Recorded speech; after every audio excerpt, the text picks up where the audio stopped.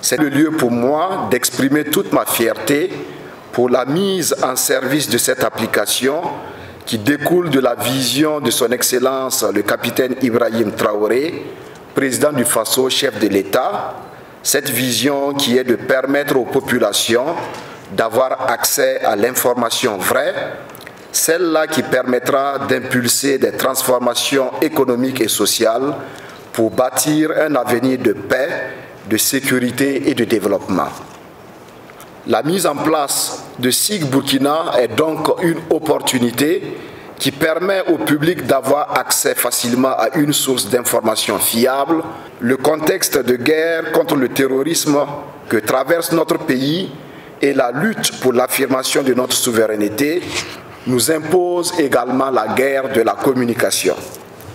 Nous devons donc vaincre le terrorisme sous toutes ses formes et pour y parvenir, nous devrons impérativement gagner la bataille de l'information et de la communication.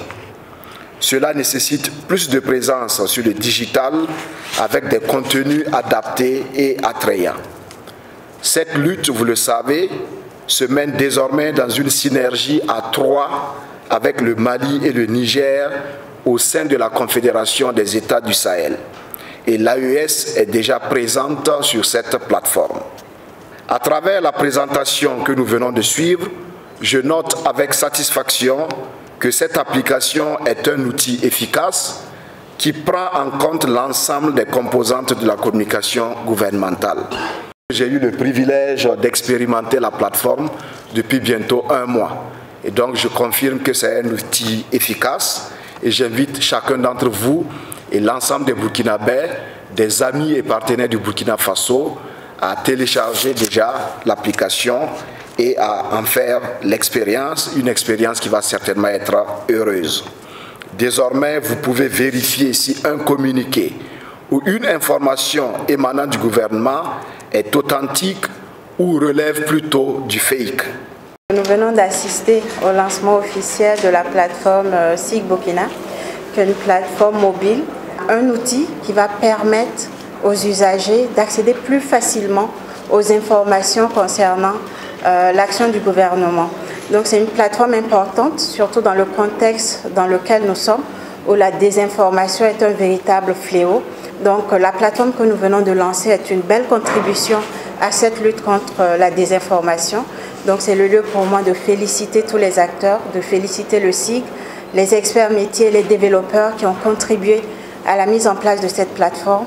Nous nous sommes rendus compte qu'aujourd'hui, quand on regarde les habitudes de consommation de l'information par les publics au Burkina Faso, de plus en plus, les gens utilisent les téléphones portables.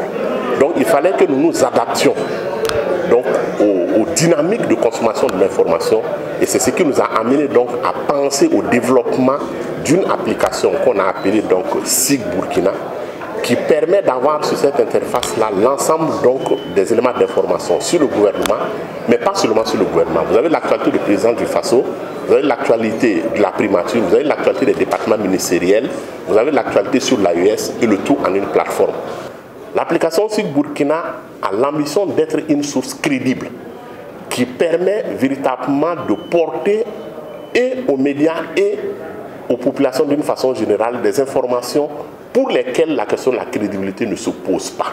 Nous sommes dans un environnement médiatique fragmenté, nous sommes dans un environnement singulièrement difficile et il est important que l'ensemble des acteurs, que nous sommes en tant que communicants publics, que nous puissions effectivement aider le gouvernement à souscrire à son devoir de redevabilité vis-à-vis des populations et c'est pour ça que nous avons développé cette application.